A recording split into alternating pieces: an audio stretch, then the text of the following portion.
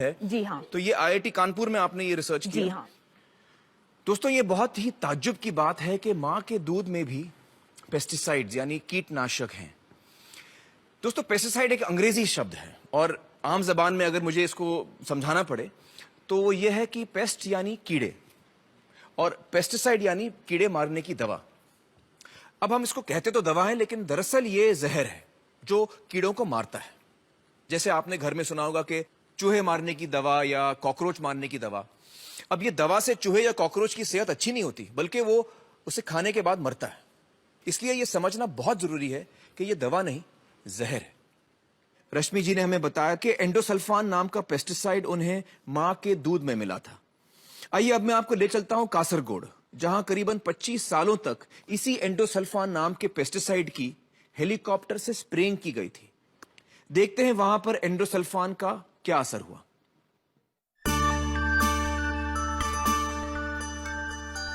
केरल को ईश्वर की धरती कहा जाता है।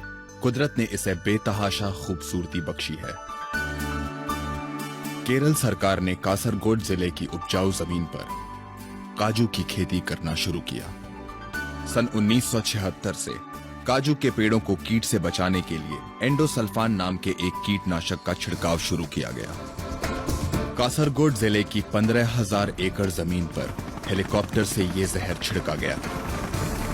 ईश्वर की धरती पर यह जहरीली बारिश लगातार 25 साल चली। लाखों लीटर एंडोसल्फान यहां की जमीन पर ही नहीं, लोगों की रगों में भी उतर गया। जिंदगी मौत से बदतर हो गई। 5,000 से ज्यादा लोग इस जहर से तबाह हुए।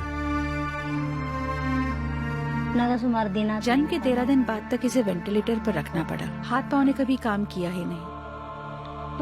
ये पहले देख सकता था, अब बिल्कुल नहीं। दर्दनाक मौत के खौफनाक मंजर जिसे देखकर रूह कांप उठे।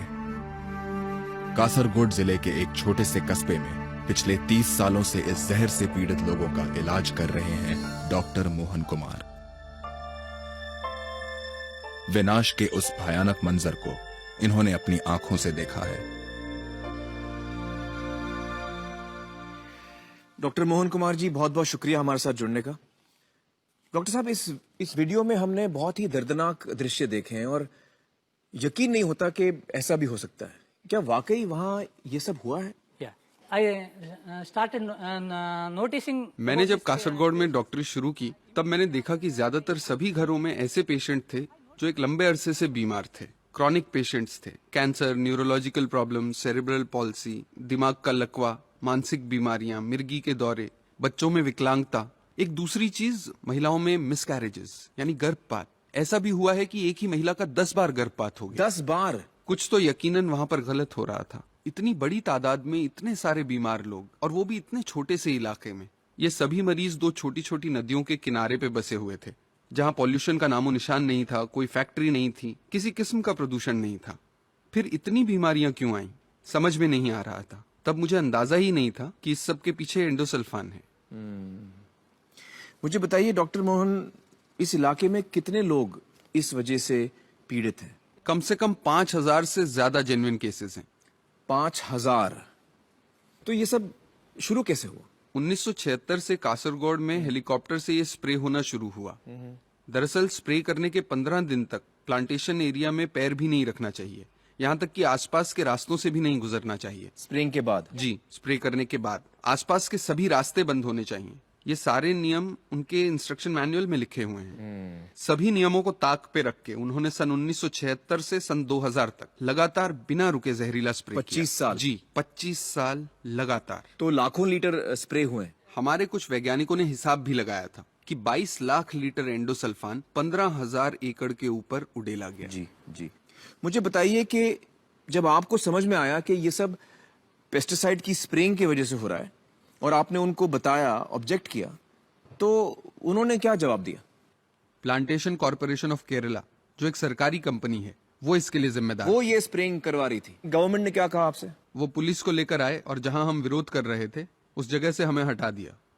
पुलिस ने हमें वहां से भगा दिया। लेकिन ये स्प्रेइंग बंद हो गया? जी। तो फिर स्प्रेइंग क्यों बंद किया? कोर्ट के ऑर्डर से। अच्छा, कोर्ट ऑर्डर की वजह से बंद किया है। मैं तो यहाँ तक कहूंगा कि वो बहुत बदमाश लोग हैं। एक दिन 2 जीप भर के वो लोग मेरे क्लिनिक आए।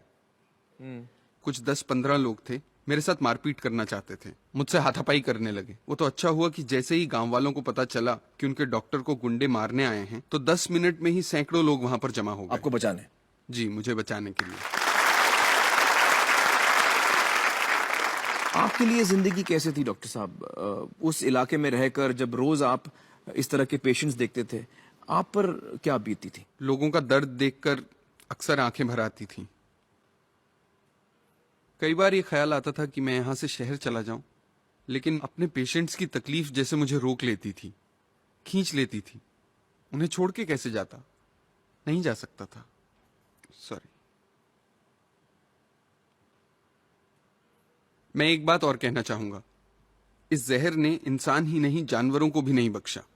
उस इलाके के पशु पक्षी, जीव जंतु, मेंढक, मछलियां सभी खत्म हो गए थे। लेकिन सन 2000 में जब से ये स्प्रे बंद हुआ है, धीरे धीरे सभी पशु पक्षी वापस आ रहे हैं। हवा पानी में काफी सुधार हुआ है। अच्छा, मुझे ये बताइए कि जो बीमारियां हो रही थी लोगों को, ये जो बच्चे अबनॉर्मल पैदा हो रहे थे, उसमें फर्क आया ये स्प्रेइंग बंद होने के बाद? खुशी की बात यह है कि पिछले 4 सालों में पूरे इलाके में जन्मजात विकृति का एक भी केस मेरी नजर में नहीं आया है। और ये जो बच्चे गिर रहे थे अपने आप, जो मिसकैरेजेस हो रहे थे, वो केसेस भी बिल्कुल कम हो गए हैं। डॉक्टर मोहन, आपने बहुत साहस दिखाया है, बड़ी हिम्मत दिखाई है और आप बहुत ही अच्छा काम कर रहे हैं। बहुत बहुत शुक्रिया यहाँ आने का और हमारे साथ बातचीत करने का। Thank you so much. Thank you. Thank you. तो दोस्तों, ये वही एंडोसल्फान पेस्टिसाइड है जिसके बारे में रश्मि जी ने हमें बताया था कि उनके टेस्ट में मां के दूध में एंडोसल्फान की मात्रा परमिसिबल लिमिट से 800%